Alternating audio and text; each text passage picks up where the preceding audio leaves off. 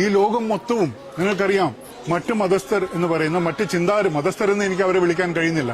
അതൊരു ചിന്താരീതി മാത്രമാണ്. രണ്ട് തരത്തിലുള്ളവരെ കുറിച്ച് ചിന്തിച്ചാലും അതൊരു ചിന്താരീതി മാത്രം. മതസ്ഥരെന്ന് എനിക്ക് അവരെ വിളിക്കാൻ ഒന്ന് കൊള്ളസംഘവും ഒന്ന് മറ്റൊന്നുമായിട്ട് ഞാൻ കാണുന്നുള്ളൂ.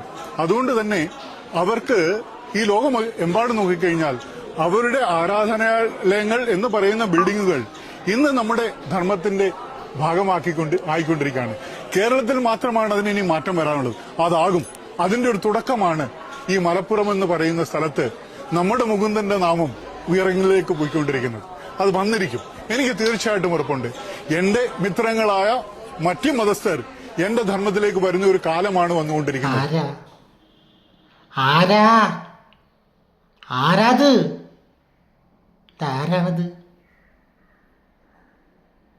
ഞാൻ അതിനു മുമ്പ് നിങ്ങൾ കണ്ടുണ്ടാ? ആരാ ഏട്ടാ? എന്താ ഏട്ടാ നിങ്ങളെ വിഷയം? എന്താ ഏട്ടാ? എനിക്ക് മനസ്സിലായില്ല ഏട്ടാ. ഇത് ആരാണ്? മുതലാരാണ്? ഞാനിതുവരെ ഇദ്ദേഹത്തെ കണ്ടിട്ടില്ല. ഇതെന്താ സംഗതി? എന്താ തിരുനാവായ കുംഭമേള നടക്കുന്ന സമയത്ത് വന്നിട്ട് ഒരു സ്വാമി എന്ന് പറയുന്ന ഈ വ്യക്തി പറയുന്നത് ആരാന്ന് പോലും എനിക്കറിയില്ല കേട്ടോ. അദ്ദേഹം പറയുന്നതൊക്കെ റോങ് ആണ്. മറ്റു രണ്ട് മതക്കാർ എന്ന് എനിക്ക് പറയാൻ പറ്റില്ല എന്നാണ് അവർ പറയുന്നത്. അത് തന്നെയല്ല അവരിപ്പോൾ നിങ്ങളെയും പറയുന്നുണ്ടാവുക. അപ്പോൾ അവർ നിങ്ങൾ തമ്മിലെന്ത് മാറ്റാനുള്ളത്? ഇവിടെ എന്തെങ്കിലും ഒരു ഹിന്ദുക്കളുടെ പ്രോഗ്രാം നടക്കുകയെന്ന് കണ്ട അവിടെ വന്നു കൊണ്ടിട്ട് ഇങ്ങനെ വലിയ വർത്താനം പറയാൻ കുറേ എണ്ണമുണ്ട്. എന്നാൽ ഹിന്ദുക്കളുടെ ഇടയിൽ ഇറങ്ങിയിട്ട് നിങ്ങൾക്ക് എന്തെങ്കിലും ചെയ്തു കൊടുക്കാൻ ഇവരെല്ലാവരുമില്ല. ഇവരൊക്കെ ട്രസ്റ്റ് നോക്കുകയാണെങ്കിൽ കോടിക്കണക്കിന് രൂപയുടെ സ്വത്തുണ്ടാവും. ഒരു മനുഷ്യനൊരു ഉപകാരം ചെയ്യൂല. എന്നാൽ എവിടെയെങ്കിലും ഹിന്ദുക്കൾ 10 ആൾ കൂടുന്നുണ്ടെങ്കിൽ അവിടെ വന്നിട്ട് ഇങ്ങോട്ട് ആവേശം കൊണ്ടിട്ട് ഇങ്ങോട്ട് ഡയലോഗ് അടിക്കാൻ ഒരുപാടെണ്ണം അതുപോലെ ഉണ്ട്. അവരുടെ മത ബിൽഡിങ്ങുകളൊക്കെ അത് ഒരു പ്രാർത്ഥനാലയം എന്ന് പറയാൻ പറ്റില്ല. മത ബിൽഡിങ്ങുകൾ, ആ ബിൽഡിങ്ങുകളൊക്കെ ഇപ്പോൾ ഹിന്ദുവിലോട്ട് വന്നിട്ട് കോപ്പ് വന്നുകൊണ്ടിരിക്കുകയാണ്. നിങ്ങൾക്ക് ഏതെങ്കിലും ഒരു മുസ്ലിം പള്ളി നിങ്ങൾക്ക് ഹിന്ദുവിലേക്ക് മാറ്റാൻ പറ്റിയിട്ടുണ്ടോ? നിങ്ങൾക്ക് മാറ്റാൻ പറ്റൂല. ഉള്ള കാര്യം പറയാം. ഏതെങ്കിലും ക്രിസ്തു പള്ളി നിങ്ങൾ ഹിന്ദുമത പ്രാർത്ഥനാലയമാക്കി മാറ്റിയിട്ടുണ്ടോ? മാറ്റിയിട്ടുണ്ട് നിങ്ങൾ. എന്തിനാണ് ഈ വലിയ വർത്താനങ്ങൾ പറഞ്ഞിങ്ങനെ ആൾക്കാരെ തമ്മിലടിപ്പിക്കണത്? അവരിപ്പോൾ മുസൽമാനായിട്ട് നിന്നുകൊണ്ടോ ക്രിസ്ത്യാനായിട്ട് നിന്നുകൊണ്ടോ നിങ്ങൾക്ക് എന്തെങ്കിലും പ്രശ്നമുണ്ടോ? അവരേതായിട്ടുള്ള രീതിയിൽ നിൽക്കുന്നത് കൊണ്ടാണ് അവരിന്ന് നിലനിന്ന് പോണത്. നിങ്ങളൊക്കെ നിങ്ങളെ പോലെ നിൽക്കാത്തതിൻ്റെ ഗുണം കൊണ്ടാണ് ഇന്ന് പല രീതിയിൽ ശിഥിലമായി ഹിന്ദുക്കൾ മാറിപ്പോയത്. 10 പൈസയുടെ ഉപകാരം നിങ്ങളെ കൊണ്ടൊന്നും ഒരാൾക്കും ഉണ്ടാവില്ല. എന്നാലോ പറച്ചിൽ കേട്ട് കഴിഞ്ഞാൽ എന്തോ മല മറിച്ച് ചെയ്തു എന്ന് പോലെയാണ്.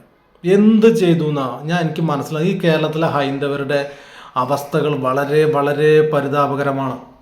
സാമ്പത്തികമായിട്ട് അവരെല്ലാം കീപ്പോട്ട് പോയിക്കൊണ്ടിരിക്കുകയാണ്. നിങ്ങളെപ്പോലത്തെ ഏതൊരാൾ വന്നിട്ടാണ് അവരെ കൈപിടിച്ച് വരുത്തിയിട്ടുള്ളത്? ചോദിക്കുന്ന ചോദ്യങ്ങൾ കൃത്യമായിട്ട് ഉത്തരം തരണം സാർ. വെറുതെ എവിടെയെങ്കിലും വന്നിട്ട് 4 ആൾ ഹിന്ദു കൂടുന്നിടത്ത് വന്നിട്ട് ആവേശത്തോടു കൂടി സംസാരിച്ചുകൊണ്ട് കാര്യമില്ല. അവർക്ക് വേണ്ടി നിങ്ങൾ എന്ത് ചെയ്തു? 4 ഹിന്ദുക്കൾ ഇവിടുന്ന് മതം മാറിപ്പോയിട്ടുണ്ടെങ്കിൽ അവരെ തിരിച്ച് ഹിന്ദു മാത്രമായിട്ട് കൊണ്ടുവരുന്ന വലിയ സംഭവമായിട്ട് നിങ്ങൾ കരുതണ്ട. ആ 4 പേര് പോകാനുള്ള സാഹചര്യം എന്താണ്? ആ സാഹചര്യത്തിനുള്ള മറുപടിയാണ് നിങ്ങൾ കൊടുക്കേണ്ടത്. അത് കൊടുക്കാൻ നിങ്ങൾക്ക് സാധിച്ചിട്ടില്ലെങ്കിൽ ഫെയിലാണ് ഈ ഫീൽഡ്. മനസ്സിലാവുന്നുണ്ടോ? എവിടെങ്കിലും 4 ഹിന്ദുക്കൾ അങ്ങ് വന്നു കഴിഞ്ഞാൽ അവിടെ വന്നിട്ട് ഇങ്ങനെ ഞങ്ങളാണ് ഇതൊക്കെ എല്ലാം എന്ന് നല്ല രീതിയിലാണ് സംസാരിക്കും. എനിക്ക് ഈ അഭിനവ ആളുകളോട് ഒരു താല്പര്യമില്ല. നിങ്ങൾ പ്രവർത്തിക്കുക. ആളുകൾക്കിടയിലൂടെ ഇറങ്ങി പ്രവർത്തിച്ചിട്ട് അതിൽ നിന്നും ആളുകളെ ഉന്നമനത്തിലോട്ട് കൊണ്ടുപോകാം. എന്നാ സമ്മതിക്കാം. ഒരു കാര്യം നിങ്ങൾ മനസ്സിലാക്കണം. സമസ്ത എന്ന് പറയുന്ന ഒരു മുസ്ലിം സംഘടന നടത്തിയ പ്രോഗ്രാമിൽ ലക്ഷക്കണക്കിന് ആളുകളാണ് പങ്കെടുത്തത്. ഇവിടെ 1 കോടിക്ക് മേലെയുണ്ട് ഹിന്ദുക്കൾ. ഈ കേരളത്തിൽ തിരുനാവായ എന്ന് പറയുന്ന സ്ഥലത്ത് ഈ കുംഭമേള നടത്തിയപ്പോൾ അതിൽ എത്ര ഹിന്ദുക്കൾ പങ്കെടുത്തു എന്നുള്ളത് നിങ്ങൾ നോക്കണം. അതിൽ നിന്ന് മനസ്സിലാക്കാൻ പറ്റും ഹിന്ദുക്കൾ എവിടെ കിടക്കുന്നു എന്നുള്ളത്, മുസ്ലിങ്ങൾ എവിടെ കിടക്കുന്നു എന്നുള്ളത്. നിങ്ങൾ അവർക്ക് വേണ്ടി ഒന്നും ചെയ്തിട്ടില്ല. ആ ചെയ്യാത്തതിൻ്റെ ഫലമാണ് ഹിന്ദു ഒരുമിക്കണമെന്ന് പറയുമ്പോൾ ഒരുമിക്കാത്തത്. അതിൻ്റെ മെയിൻ കാരണം ഇതുപോലത്തെ കുറേ ഡയലോഗുകളും ഉണ്ട് അതിൻ്റെ പിറകെ. ഈ മതേതരം നശിപ്പിച്ചിട്ടോ അല്ലെങ്കിൽ മറ്റു മതക്കാരെ കുറ്റം പറഞ്ഞിട്ടോ അല്ല ഹിന്ദുക്കളെ ഏകീകരിപ്പിക്കേണ്ടത്. മറ്റുള്ള മതക്കാരെ ആരും കുറ്റം പറഞ്ഞിട്ടല്ലോ ഏകീകരിപ്പിക്കുന്നത്. അതുപോലെ തന്നെ ഹിന്ദുക്കളും ഏകീകരിക്കേണ്ടത് മറ്റുള്ള മതങ്ങളെ കുറ്റം പറഞ്ഞിട്ടല്ല, മറ്റുള്ള മതങ്ങളെ തകർക്കുമെന്ന് പറഞ്ഞിട്ടല്ല, അവരുടെ ജീവിത നിലവാരം മെച്ചപ്പെടുത്തി കൊടുത്തിട്ടാണ് ഹിന്ദുക്കളെ ഏകീകരിപ്പിക്കേണ്ടത്. അവരെ ഉന്നമനത്തിലോട്ട് എത്തിപ്പിച്ചതിന് ശേഷമാണ് ഏകീകരണം എന്നുള്ള കാര്യത്തെക്കുറിച്ച് നിങ്ങൾ ചിന്തിക്കാൻ പോലും പാടുള്ളൂ. കഥ പറയാൻ എല്ലാവർക്കും പറ്റും, പക്ഷെ അത് പ്രാവർത്തികമാക്കണമെങ്കിൽ ഇച്ചിരി ബുദ്ധിമുട്ടാണ്.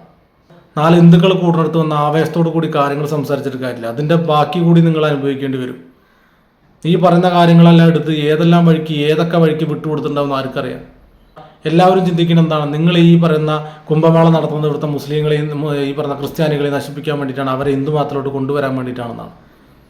എന്നാൽ ഇവിടെയുള്ള ഹിന്ദുക്കൾക്ക് നിങ്ങൾ എന്ത് ചെയ്തു കൊടുക്കുന്നു എന്നുള്ളത് നിങ്ങൾ ചിന്തിക്കുന്നില്ല, അല്ലെങ്കിൽ മറ്റുള്ളവരത് ചിന്തിക്കുമെന്നുള്ളത് നിങ്ങൾ ഓർക്കുന്നില്ല.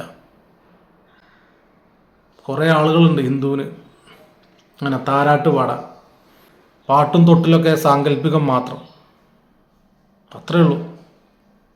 ഒരു താരാട്ടുമില്ല, ഒരു ആട്ടലുമില്ല. അതുങ്ങളിന്നും പട്ടിണി, അതുങ്ങളിന്നും കൂലിപ്പണി എടുത്തിട്ട് കുടുംബത്തെ പോറ്റുന്നു. ഒന്നിനെ നല്ല രീതിയിൽ കൈപിടിച്ച് വരുത്താൻ ഒരുത്തനും ഉണ്ടായിട്ടില്ല. കഥ പറയാൻ വരുന്നു. മറ്റുള്ള മതങ്ങളെ നശിപ്പിച്ചുകൊണ്ടും മറ്റുള്ള മതങ്ങളെ ഇല്ലാണ്ടാക്കണമെന്ന് ചിന്തിച്ചും കൊണ്ടല്ല ഹിന്ദു മതത്തെ ഉയർത്തിക്കൊണ്ടുവരേണ്ടത്. മറ്റു മതങ്ങളിൽ നിന്നും നമുക്ക് പഠിക്കേണ്ടതുണ്ടെങ്കിൽ അത് പഠിക്കണം. അത് പഠിച്ചിട്ട് വേണം തെറ്റുകൾ തിരുത്തി മുന്നോട്ട് പോകാൻ. അല്ല 4 ആൾ കൂടുന്നിടത്ത് കവലപ്രസംഗം നടത്തിക്കൊണ്ട് കാര്യമൊന്നുമില്ല. സോറി, എനിക്കത് അംഗീകരിക്കാൻ ബുദ്ധിമുട്ടുണ്ട്.